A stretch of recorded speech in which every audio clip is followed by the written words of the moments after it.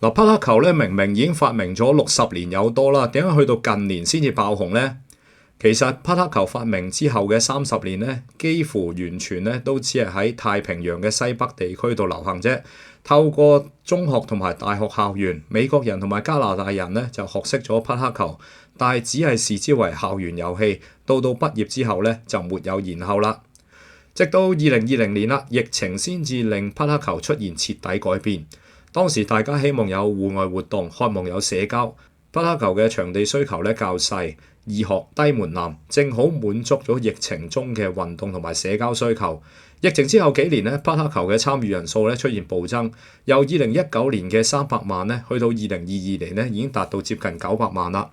與此同時，美國有關嘅部門咧，終於意識到匹克球咧唔係3分鐘熱度，而係持續需求，所以匹克球場嘅數目咧亦都隨之大增。